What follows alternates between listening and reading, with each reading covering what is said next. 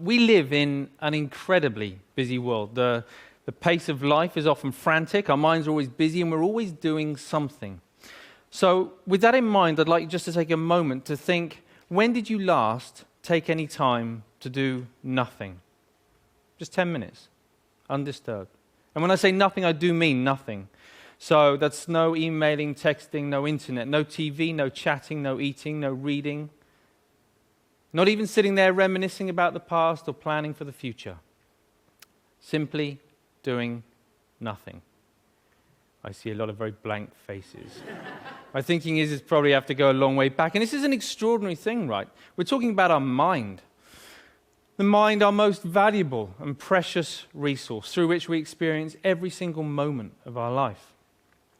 The mind that we rely upon to be happy, content, emotionally stable as individuals, and at the same time to be kind and thoughtful and considerate in our relationships with others. This is the same mind that we depend upon to be focused, creative, spontaneous, and to perform at our very best in everything that we do. And yet, we don't take any time out to look after it. In fact, we spend more time looking after our cars, our clothes, and our hair than okay, maybe not our hair, but you see where I'm going. The result, of course, is that we get stressed. You know, the mind whizzes away like a washing machine going round and round, lots of difficult, confusing emotions. And we don't really kind of know how to deal with that. And the sad fact is that we are so distracted that we're no longer present in the world in which we live. We miss out on the things that are most important to us. And the crazy thing is that everybody just assumes, well, that's the way life is, so we just kind of got to get on with it. But that's really not how it has to be. So I was about 11 when I went along to my first meditation class. And trust me, it had all the stereotypes that you can imagine, the sitting cross-legged on the floor, the incense, the herbal tea, the vegetarians, the whole deal. But my mum was going and I was intrigued, so I went along with her. I'd also seen a few kung fu movies, and secretly I kind of thought I might be able to learn how to fly, but I was very young at the time, you know. Now, as I was there, you know, I guess like a lot of people, I assumed that it was just an aspirin for the mind. You get stressed, you do some meditation. I hadn't really thought that it could be sort of preventative in nature. Until I was about sort of 20, when a number of things happened in my life in quite quick succession. Really serious things which just flipped my life upside down, and all of a sudden I was inundated with thoughts, inundated with difficult emotions that I didn't know how to cope with. Every time I sort of pushed one down, another one would just sort of pop back up again. It was a really very stressful time. I guess we all deal with stress in different ways. Some people will bury themselves in work, grateful for the distraction. Others will turn to their friends, their family, looking for support. Some people hit the bottle, start taking medication. My own way of dealing with it was to become a monk. So I quit my degree, I headed off to the Himalayas, I became a monk, and I started studying meditation. People often ask me, you know, what I learned from that time. Well, obviously it changed things, you know. Let's face it, becoming a celibate monk is going to change a number of things. But it was more than that. You know, it taught me, it gave me a greater appreciation and understanding for the present moment. By that, I mean not being lost in thought, not being distracted, not being overwhelmed by difficult emotions, but instead learning how to be in the here and now, how to be mindful, how to be present. I think the present moment is so underrated. It sounds so ordinary, and yet we spend so little time in the present moment that it's anything but ordinary. There was a research paper that came out of Harvard just recently that said on average our minds are lost in thought almost 47% of the time. 47%.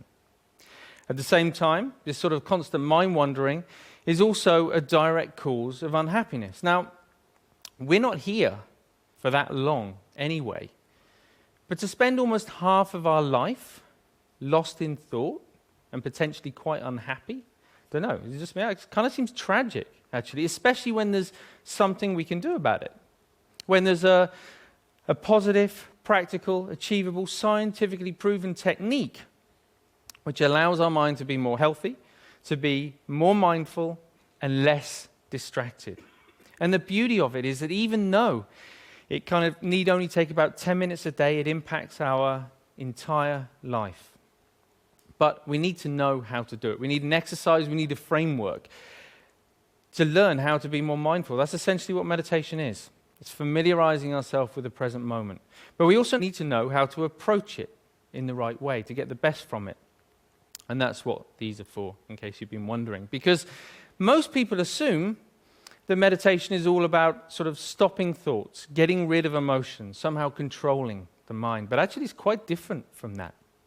It's more about sort of stepping back, sort of seeing the thought clearly, witnessing it coming and going, emotions coming and going without judgment, but with a relaxed, focused mind. So for example, right now, if I focus too much on the balls, then there's no way that I can relax and talk to you at the same time. Equally, if I relax too much talking to you, then there's no way I can focus on the balls. I'm going to drop them. Now in life and in meditation, there'll be times when the focus becomes a little bit too intense and life starts to feel a bit like this. It's a very uncomfortable way to live life when we get this tight and stressed. At other times, we might take our foot off the gas a little bit too much and things just become a little bit like this. And of course, in meditation, we can end up falling asleep. So we're looking for a balance of focused relaxation where we can allow thoughts to come and go without all the usual involvement. Now, what usually happens when we're learning to be mindful is that we get distracted by a thought. Let's say this is an anxious thought. So everything's going fine, and then we see the anxious thought, and it's like, oh, didn't realize I was worried about that. You go back to it, repeat it. Oh, I am worried. Oh, I really am worried. Wow, there's so much anxiety. And before we know it, right, we're anxious about feeling anxious. You know, this is crazy. We do this all the time, even on an everyday kind of level. If you think about the last time, I don't know, you had a wobbly tooth. You know it's wobbly, and you know that it hurts. But what do you do every 20, 30 seconds? I don't know. It does hurt. And we reinforce the storyline, right? And we just keep telling ourselves.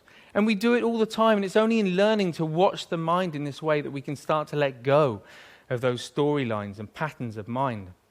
But when you sit down and you watch the mind in this way, you might see many different patterns. You might find a mind that's really sort of restless and the whole time. You know, don't be surprised if you feel a bit agitated in your body when you sit down to do nothing and your mind feels like that. You might find a mind that's very sort of dull and boring and it's just almost mechanical. It just sort of seems to, it's as if you're just sort of getting up, going to work, eat, sleep, get up. Or it might just be that one little nagging thought that just goes round and round and round your mind. Whatever it is, meditation offers the opportunity, the potential to step back and to get a different perspective, to see that things aren't always as they appear. You know, we can't change every little thing that happens to us in life, but we can change the way that we experience it. That's the potential of meditation, of mindfulness. You don't have to burn any incense, and you definitely don't have to sit on the floor. All you need to do is to take 10 minutes out a day to step back, to familiarize yourself with the present moment so that you get to experience a greater sense of focus, calm, and clarity in your life. Thank you very much. Thank you.